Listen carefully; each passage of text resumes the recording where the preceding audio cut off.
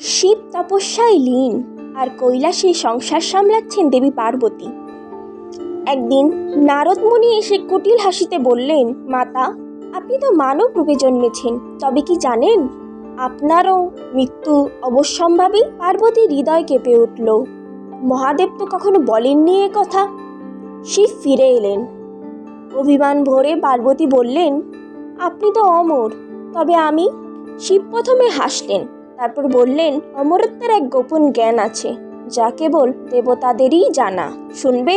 পার্বতী জোর অনুরোধ করলেন। শিব তাকে নিয়ে চললেন গোপন এক গুহায়, অমরনাথে। পথে তিনি একে একে ত্যাগ করলেন নন্দী, চন্দ্র, গণেশ, পঞ্চভূত সবই।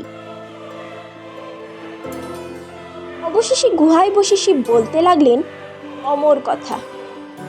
কিন্তু দীর্ঘ পথের ক্লান্তিতে পার্বতী ঘুমিয়ে পড়লেন। তখন সে গুহায় লুকিয়ে থাকা দুটি পায়রা শুনছিল শিবের অমরত্বের বাণী।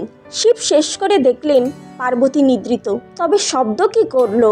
দেখলেন দুটি সাদা পায়রা।